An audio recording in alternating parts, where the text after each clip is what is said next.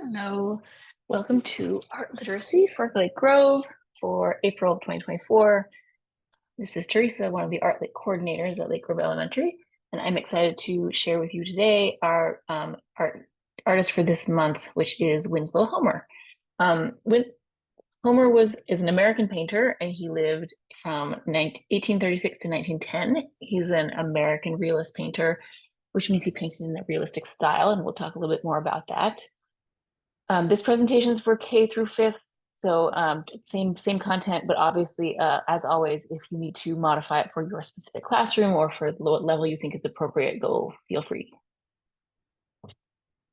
There we go. So Homer grew up near Boston, Massachusetts. He's one of the only American artists that we have in our art literacy block in recent years. Well, I guess, yeah, there's been a few, but he is unique in that a lot of his work actually depicts American life. He developed a love for nature growing up near Boston, Massachusetts. He later spent time in England and seasonally and France and other places. Seasonally, he also spent time in Florida and the Bahamas. And the reason I mention that is that a lot of his paintings take place in these specific locations, and we'll look at some of those. He also painted a lot of stuff around the Civil War era, which is not in this presentation, but that's another place that he kind of got his start. All of his paintings have an element of nature that we're going to look at today, especially man in nature or people in nature. And so Homer was a realist painter. And what does that mean? You can go into this a little bit appropriate to the age level, but realism in general tends to mean that paintings look like something in real life. So unlike some of the artists we've looked at in the past, like Impressionists or abstract painters like Mondrian, Impressionists might be like Morisot, who we talked about earlier, who also painted nature but was in a more impressionistic style.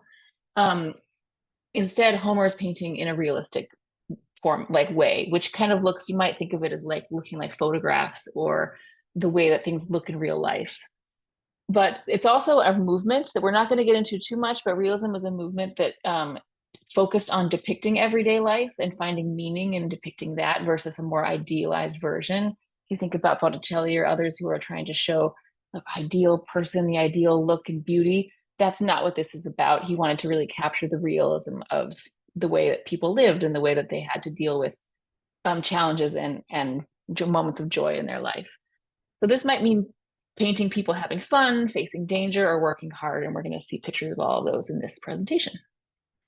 Realist painters in general, the older kids might care to know that they tried to capture truths about life, and that's part of the reason they were rejecting idealized poses and subjects. And that's what this last point's about. Okay, so here's a photo of Winslow Homer in his studio with a famous painting of his called The Gulf Stream that we'll look at in color later. You can see him dressed here in the style of the Civil War era. He was considered finely dressed, always well put together.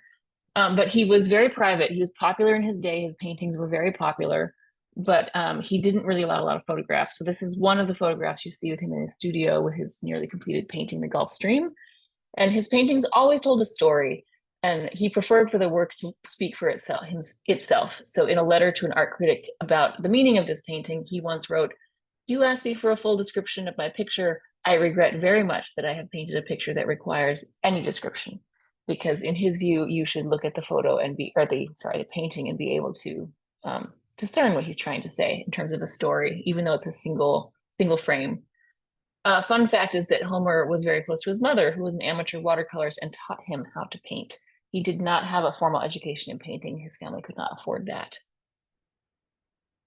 So Homer actually got his start as an illustrator in a time when publications used woodcuts, which was a way of printing where you carved into the wood. And that forced him to use limited lines and limited colors and really think about composition.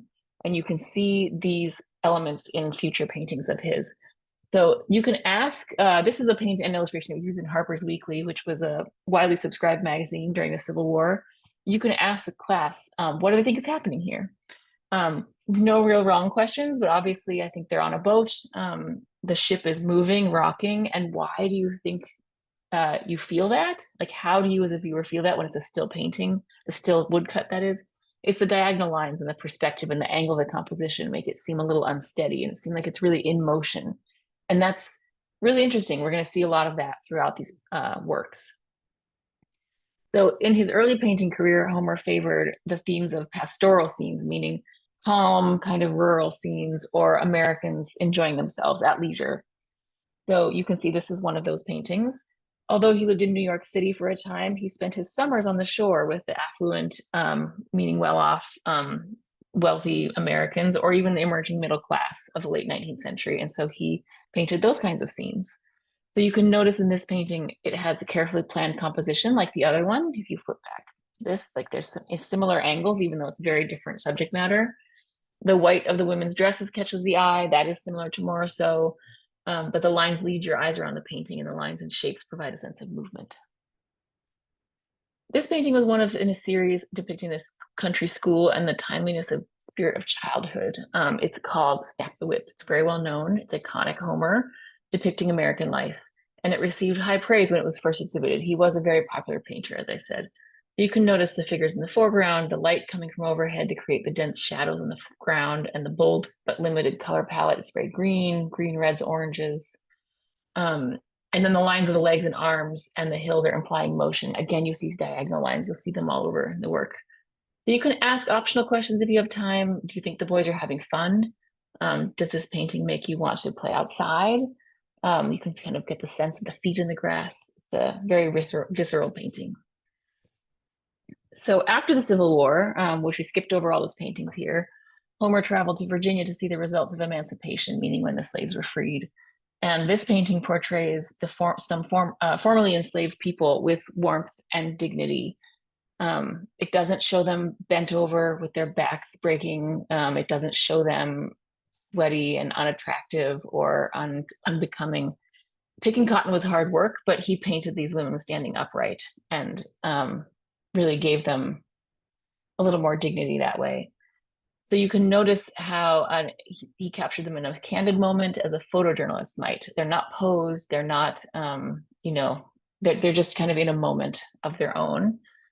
And there's movement suggested in the swing of the apron, the way the women carry their basket, and the gaze, and in the texture, and the cotton, and the plants there.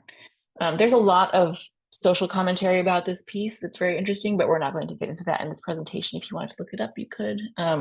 There were people who said, for instance, it looks like they were picking cotton before the war and they're picking cotton after, and not much seems to have changed for this particular set of people.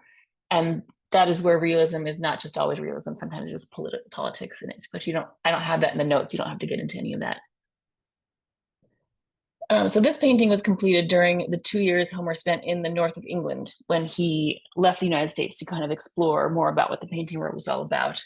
He was around 45 when he did this, a little later in life for the time.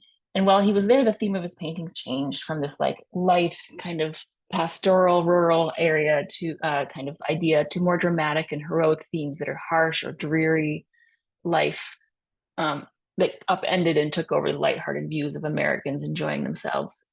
And his technique became more efficient, but his palette got darker. So you can kind of see that here. This is actually a watercolor as well. It's not an oil painting. And he used watercolors on purpose here to achieve a sheen of texture and kind of oil and the reflections. So you can note some things around the clouds and the movement. A question if you want to engage the students are, how different do you think this would look if Homer had used oil paint instead of watercolors? You can kind of flip back to, say, this painting, oil paint. This painting's oil painting. This is watercolor. And the watercolors are just much more translucent and much more, there's like light shining through it, but the colors aren't as saturated. It's a little more dull. There's a lot of texture. The next thing you want to kind of maybe think about as well. And we'll talk about that in this painting. This one was hailed as Homer's greatest achievement at the time it was exhibited. It's called Breezing Up, a Fair Wind. It kind of captures the exhilaration of a day of sailing. And it's not just through the kids. Like if you look at the people in the boat, they're not really all that exuberant looking, but you can get a sense of motion and excitement with the pitch of the boat and the water splashing and the clouds billowing by. So you can ask, like, what makes you feel like you're in motion when you look at this painting? And that's probably the answer. The way that the angles and the light hits and all that, it really feels like a moment that's captured. Getting into some of these darker themes that he did look into, So what story is this painting telling? You can ask and just kind of get some answers from the kids about what they think is happening here. What is happening here is a rescue at sea. So Homer was fascinated by the bravery and skill of the United States life-saving services. And when a ship foundered off the coast, the life-saving station would load a cannon on the beach with an arrow anchor and shoot it out to the ship. And then once they had a line, they'd go out and they'd send someone across to block and tackle with a harness and get that survivor out of the water one by one across from the boat to shore. Um, it was very, or to the other ships. It was very harrowing, obviously, and he's captured this here almost as if it's a photojournalistic painting, photo. And to get this painting actually done, Homer rigged up a similar apparatus inside his studio with two models who came in and kind of acted it out. He actually drenched them with water to serve as models for this painting.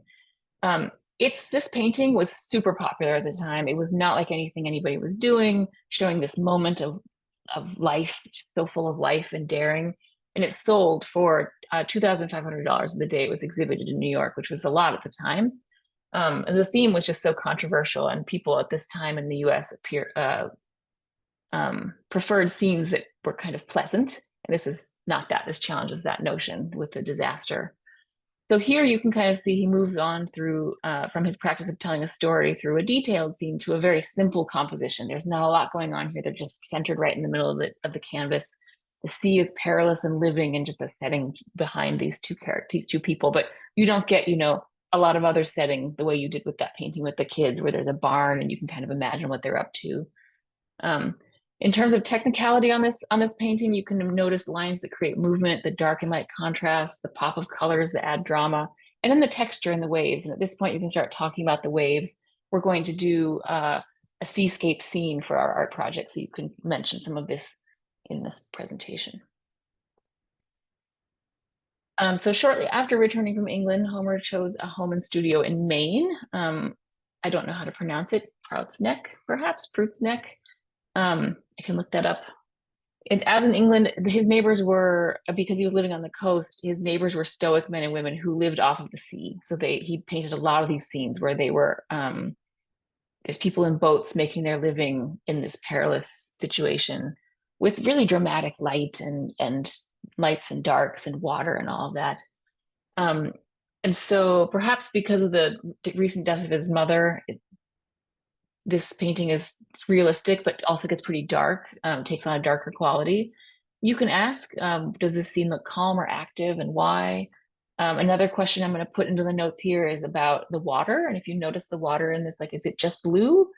And it's not. There's some green, there's some yellow, there's lots of different colors inside the water that make it have that dramatic effect that looks realistic. It looks very realistic, and but it's different colors. So there's a lot of details here as well. You can notice in the water and all that. You might take a minute to look at this one and see, what do you see? And kids will probably say the water, maybe they'll mention the color of the water being different. There's maybe a storm in the background. There's a guy in a boat. At the forefront, though, there's these sharks, which are just really, again, disturbing. The public found this very dark and disturbing as subject matter. It was not normal for the time.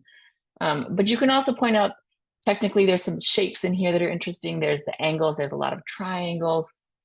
He's used some interesting shapes to make the water.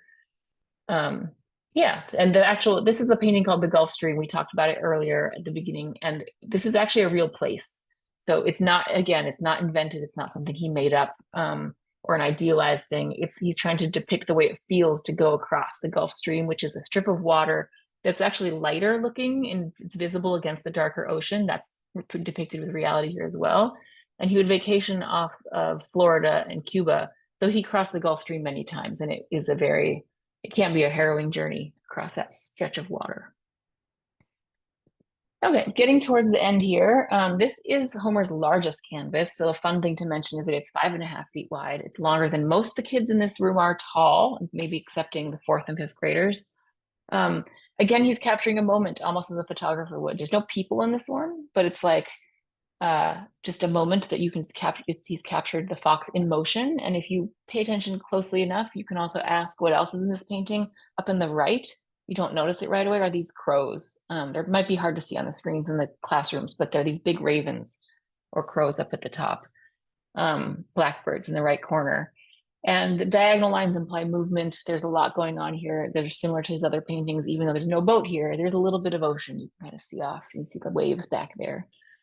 So what kind of line does the body of the fox create? It creates this diagonal line again. This one's called Adirondack Guide. It's one of his later paintings. One of his overriding themes was people enjoying nature. His watercolors were. This is also a watercolor. I'll point out. This is an oil painting again, but this is a watercolor, and you can kind of see that same interesting play with light. But here he's done something different with the colors, which he's got very saturated colors. And the watercolors are still realistic, but they're more emotional in tone. So this is a very realistic painting still. He's not going impressionistic exactly, but he's capturing this moment and this person in their setting. But the nature of watercolor allows him to be a little more emotional with the looser brush strokes and the bold color.